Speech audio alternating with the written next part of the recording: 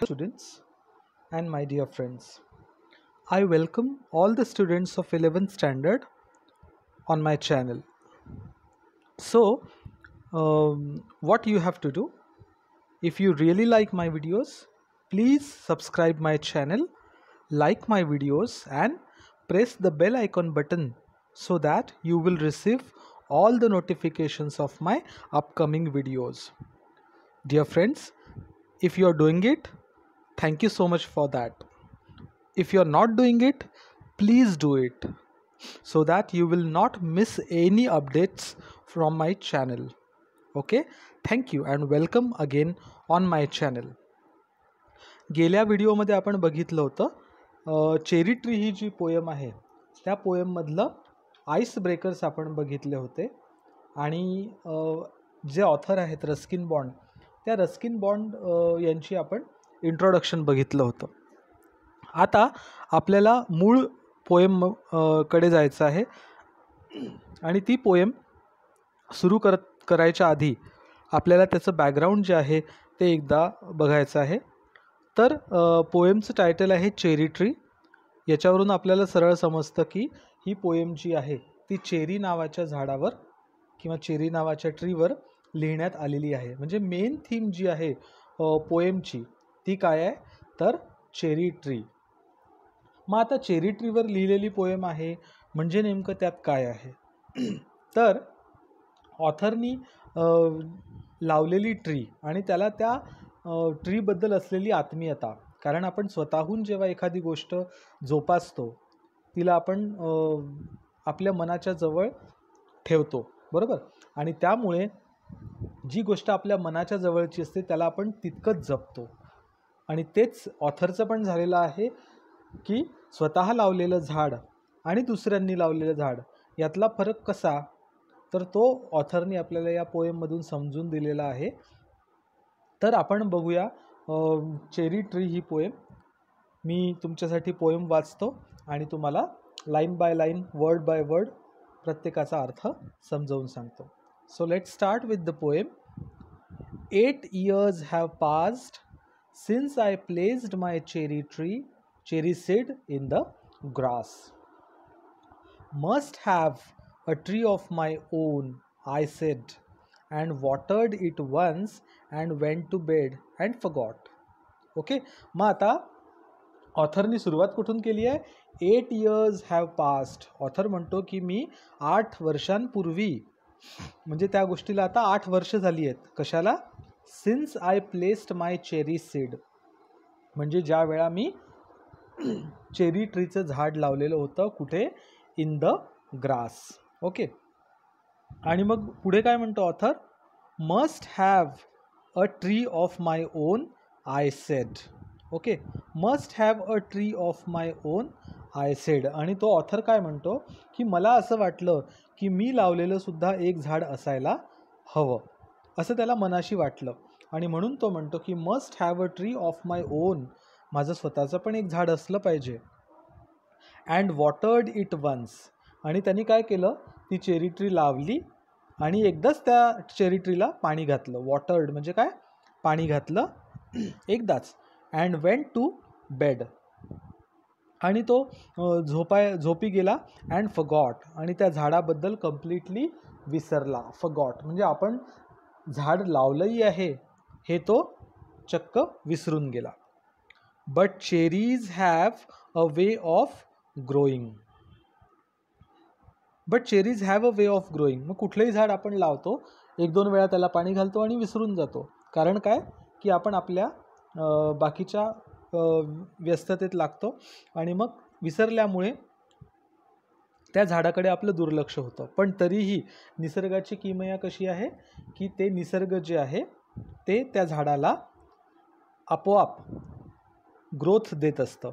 म्हणून रायटरने म्हटलं आहे की but cherries have a way of growing. आणि मी पाणी एकदाच घातलं आणि विसरलो, पण चेरीचं जे झाड जे आहे ते स्वतःनी मोठं झालं.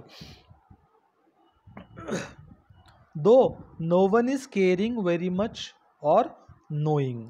आता though no one is caring, तरी त्या झाडाला माहिती होतं की though no one is caring, म्हणजे कोणीही आपली काळजी घेत नाही आहे तरी ते झाड वाढत होतं. व्हेरी मच ऑर नोईंग, म्हणजे कोणीही कितीही त्याची काळजी घेत नव्हतं आणि त्याला माहिती होतं की आपलं कोणीही काळजी घेणारं नाही आहे, तरीही ते झाड काय करत होतं, वाढत होतं.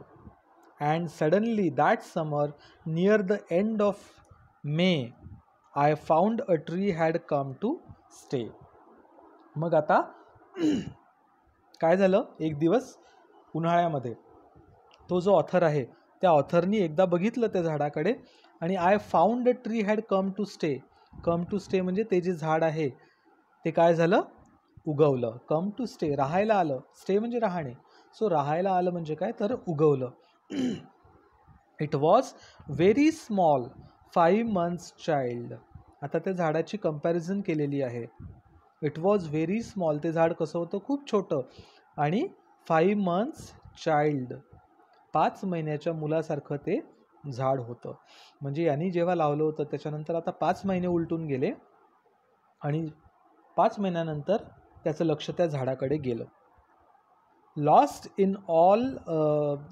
In the tall grass running wild. आणि ते झाड कुठे लपलं होतं, lost in the tall grass म्हणजे जे आजूबाजूला गवत वाढतं मोठं, त्या गवतामध्ये ते झाड लपलं होतं.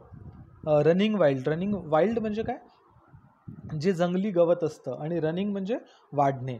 सो ते जे गवत वाढत होतं, जंगली गवत, त्या गवतामध्ये ते झाड काय झालं होतं, लॉस्ट झालं होतं, हरवलं होतं. Goats at the leaves the grass cutter जाईत. मग आता काय झालं की जसं ते जंगली गवत वाढत होतं तसं ते झाड पण वाढत होतं, आणि ज्याप्रमाणे ते जंगली गवत बकऱ्या खात होत्या त्याचप्रमाणे या झाडाची पण पानं कोण खात होते, गोट्स म्हणजे बकऱ्या. So goats at the leaves, पानं खात होत्या. द ग्रास कटर जाईत.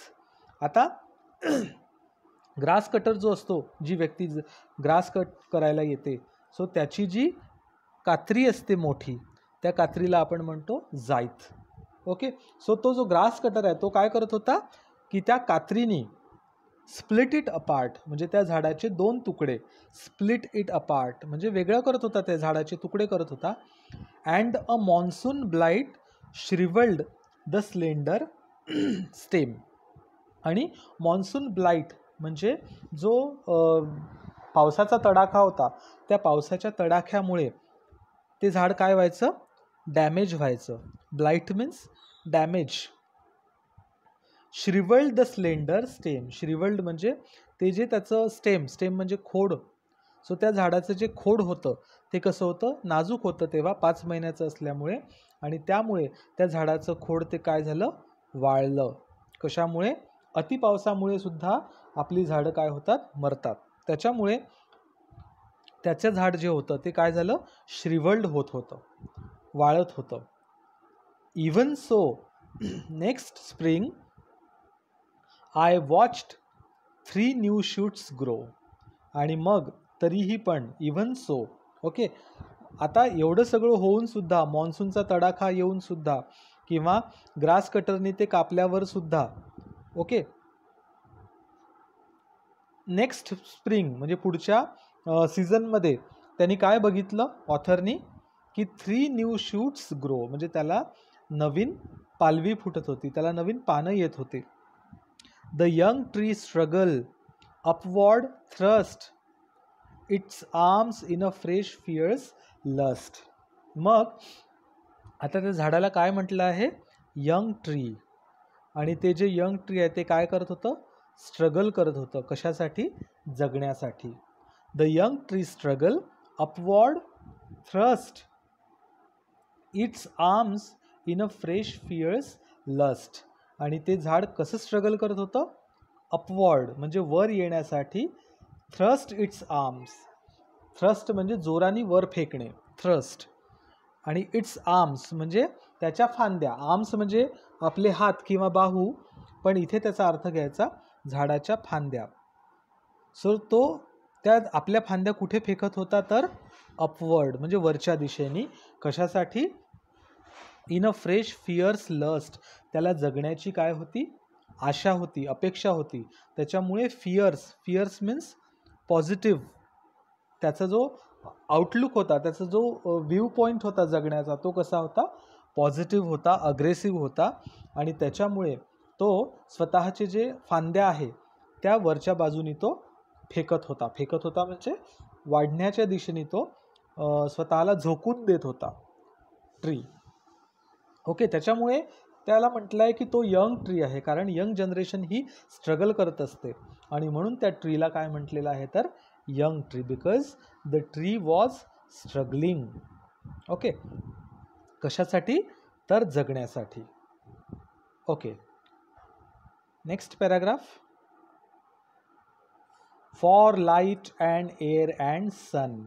आणि मग ती ट्री जी आहे ती कशी स्ट्रगल करत होती, for light and air and sun. For light means season mention केले आहेत यांनी इथे, कम्पेअर केलं आहे लाईट, एअर अँड सन, हे 3 आपण सीझन म्हणूया. की लाईट म्हणजे जेव्हा हे असतं विजेचा कडाका वगैरे असतो, त्याच्यानंतर एअर म्हणजे थंडीगार हवा म्हणजे हिवाळा, आणि सन मीन्स उन्हाळा. सो असे 3 सीझन यांनी इथे मेन्शन केले आहे. म्हणजे कुठलंही सीझन असो ते झाड स्वतःला झोकून देत होतं, स्ट्रगल करत होतं जगण्यासाठी. I could only wait as one who watched wondering while time and the rain made a miracle from green growing pain. Okay, so I could only wait. So ऑथरकडे काय ऑप्शन होतं, फक्त काय करणे, वाट बघणे. कशाची तर ते झाड कधी वाढतं त्याची. ॲज वन हू वॉच्ड म्हणजे ज्याप्रमाणे एखादा झाड लावतो आणि विसरतो, तर त्याचप्रमाणे तो पण विसरला आणि त्याच्याकडे एकच ऑप्शन काय होतं तर वाट बघण्याचं. वॉन्डरिंग आणि त्याला आश्चर्य होत होतं. Wild time and the rain made a miracle. का बरं आश्चर्य होत होतं, कारण time and the rain, time म्हणजे वेळ किंवा काळ. सो कुठल्याही गोष्टीला काळ हे औषध असतं, बरोबर. त्याच्यामुळे थोडा काळ गेला की आपला तो स्ट्रगलिंग पिरियड जो आहे तो निघून जातो. So wild time and the rain made a miracle from green growing pain. आता ग्रीन ग्रोईंग पेन म्हणजे काय तर ही जी हिरवळ दिसते झाडाला, ती झाडाला हिरवळ कशामुळे येते तर ग्रोईंग पेन.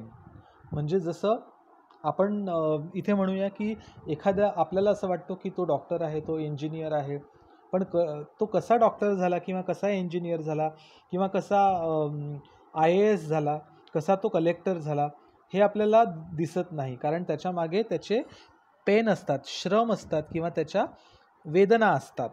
ग्रोईंग म्हणजे त्या वाढत असताना, तो IAS बनत असताना किंवा तो डॉक्टर बनत असताना त्याला म्हटलं आहे ग्रोईंग. जे दुःख आणि यातना तो भोगत असतो त्या आपल्याला दिसत नसतात. आणि म्हणून त्याच्यानंतर जे यश येतं त्याला म्हटलं आहे ग्रीन ग्रोईंग पेन. मग आता ते झाडांनी जगण्यासाठी किती कष्ट केले हे कोणाला दिसत नाही, पण ते झाड वर आल्यावर ते आपल्याला हिरवगार दिसतं. तर त्याच्या कष्टाकडे आपण बघत नाही, फक्त त्याच्या हिरवळीकडे बघतो आणि त्याच्या फुलांचा आणि फळांचा आस्वाद घेतो. म्हणून ऑथरला असं वाटलं की त्याच्या ग्रोईंगकडे कोणी लक्ष देत नाही, त्याच्या पेनकडे कोणी लक्ष देत नाही.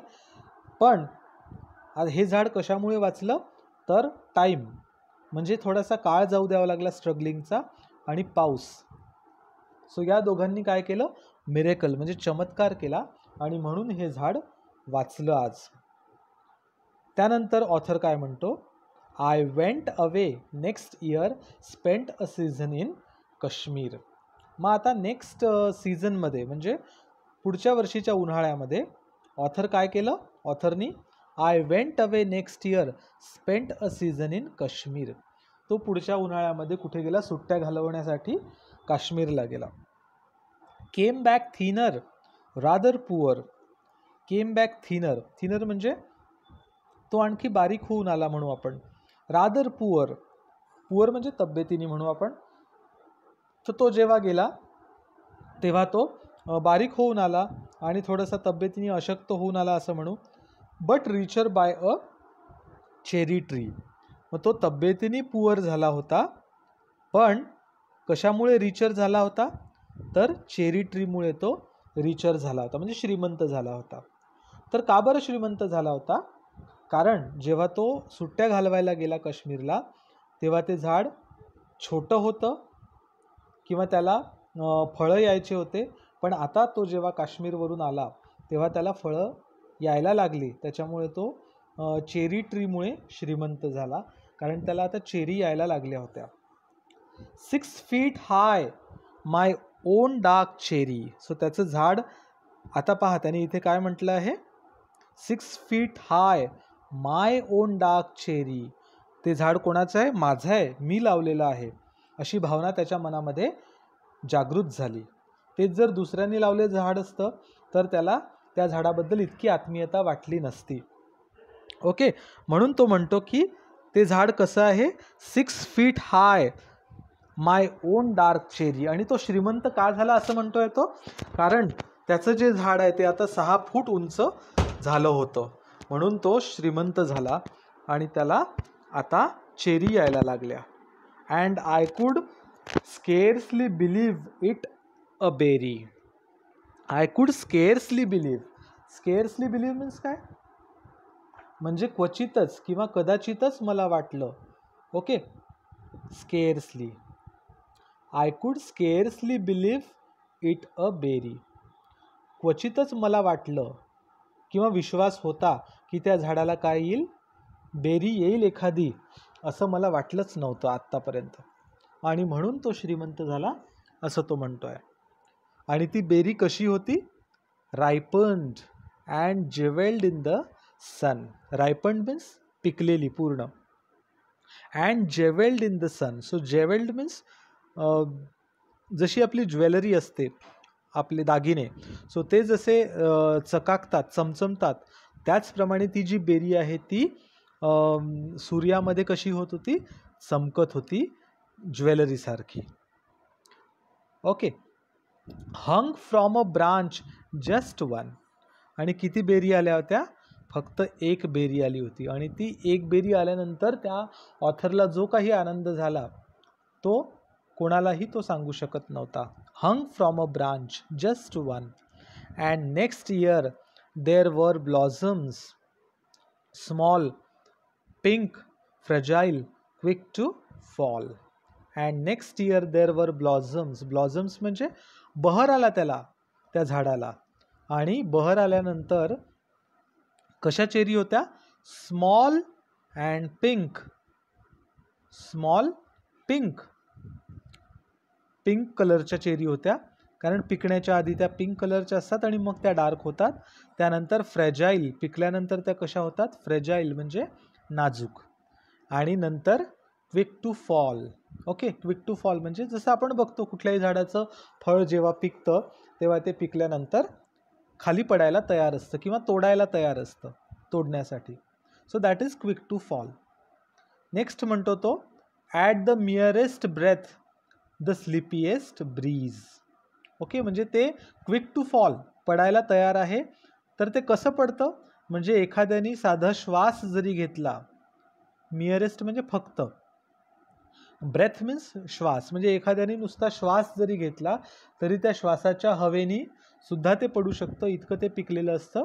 किंवा द स्लिपिएस्ट ब्रीज, वाहता वारा किंवा वाऱ्याची झुळूक, हे जरी आलं तरीही ते फळ पटकन पडेल, इतकं ते छान पिकलेलं असतं. ओके, नाऊ आता आपण नेक्स्ट स्टॅन्झा, जो लास्ट स्टॅन्झा आहे पोएमचा, तो बघूया. काय म्हणताय ऑथर त्या लास्ट स्टॅन्झामध्ये? Let me read it for you. I lay on the grass at ease. आणि मग त्याच्या अंगणामध्ये जे गवत होतं त्या गवतावर तो काय झाला? पहुडला, खाली लेटला. I lay on the grass at ease. Ease means, at ease means comfortably. तो छान झोपला होता त्या गवतावर. जसं आपणही आपल्या अंगणात गवत लावलं असेल तर आपण त्या गवतावर झोपतो छान. Looking up through leaves at the blue blind sky. आणि खाली झोपून त्याची नजर कुठे होती? वर. वर कुठे? तर ब्लू ब्लाइंड स्काय. आता ब्लू ब्लाइंड स्काय का म्हटलेलं आहे? कारण तो कशातून बघत होता? Through leaves. म्हणजे त्या चेरीच्या झाडाची जी पानं होती त्या पानांच्या मधून त्याला ते ढग जे आहे किंवा आकाश जे आहे ते अंधुक अंधुक दिसत होतं किंवा अस्पष्ट दिसत होतं, म्हणून त्यांनी त्या स्कायला काय म्हटलं आहे, ब्लाइंड स्काय म्हटलं आहे, कारण ते पूर्ण दिसत नव्हतं. म्हणजे ते जे चेरीचं झाड आहे ते इतकं घनदाट झालं होतं की त्या झाडांच्या पानातून सुद्धा ते दिसत नव्हतं आणि तो ते बघण्याचा प्रयत्न करत होता आणि म्हणून त्या न दिसणाऱ्या स्कायला त्यांनी म्हटलं आहे ब्लाइंड स्काय. आणि त्याचा कलर कसा होता, blue. Looking up through leaves at the blue blind sky, at the finches as they flew and flitted through the dappled green. So at the finches means काय, छोटे जे पक्षी असतात चिमणीसारखे त्यांना म्हणतो आपण finches. At the finches as they flu, आणि ते जे छोटे पक्षी होते ते पण त्या झाडावरून उडत होते किंवा झाडावर घरटे करत होते. अँड फ्लिटेड मीन्स स्विफ्टली इकडून तिकडे जाणे किंवा मूव्ह होणे. ओके, सो या फांदीवरून त्या फांदीवर ते मूव्ह करणे. So and flitted through the dappled green. आता डॅपल्ड ग्रीन म्हणजे काय की जे हिरवगार झाड होतं ते कसं होतं, कशामुळे हिरवगार झालं होतं, तर डॅपल्ड ग्रीन म्हणजे डार्क त्याचे पानं होते आणि ते झाड कसं होतं, डार्क होतं. Dappled means dark green. So dark green त्या झाडावरून ते जे चिमणीसारखे पक्षी आहे फिंचेस ते काय करत होते, या फांदीवरून त्या फांदीवर फ्लिटेड म्हणजे उडत होते, मूव्ह होत होते. While bees in an ecstasy drank of nectar from each bloom. आता बघा त्यांनी म्हटलंय की while bees म्हणजे मधमाशा, in ecstasy means खूप जास्त आनंद, अत्यानंद. While bees in an ecstasy drank of nectar. Nectar म्हणजे मेन अर्थ त्याचा आहे अमृत, पण फळातला जो रस असतो इथे त्याला म्हटलेला आहे नेक्टर. सो आणि त्या मधमाशांचं काम काय आहे, तर त्या फळातला गोड रस ओढून घेणे, आणि त्या मधमाशा त्याकरिता त्या झाडावर बसत होत्या. फ्रॉम ईच ब्लूम म्हणजे जिथेही कुठे त्या चेरीचा घोस असेल, जसे अंगूर लागतात द्राक्ष, सो त्या द्राक्षाचा घोस असतो आणि त्याच्यामधून त्यातला गोड रस काढून घेणे. त्याचप्रमाणे चेरीमधून ईच ब्लूम म्हणजे घोस, सो त्या प्रत्येक घोसामधून मधमाशांचं काम काय होतं, तर त्यातला गोड रस शोषून घेणे, ओढून घेणे. And the sun sank swiftly. आणि म्हणजे कोणती वेळ होती, द सन सँक म्हणजे बुडणे, डुबणे. सो संध्याकाळची वेळ होती ज्यावेळेस सूर्य डुबत होता. Swiftly. And the stars turn in the sky. आणि ज्यावेळी सूर्यास्त असतो तर त्या सूर्यास्ताच्या वेळेला आकाशामध्ये स्टार्स पण यायला सुरुवात होते.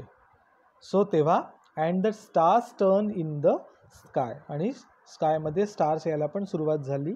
And moon moths and singing crickets and I. मग कोण होतं तिथे, मून मॉथ्स म्हणजे जे संध्याकाळचे बटरफ्लाईजसारखे किडे असतात, फुलपाखरासारखे ज्या फकड्या किंवा आणखी जे त्या प्रकारचे किडे असतात त्यांना म्हटलं आहे मून मॉथ्स.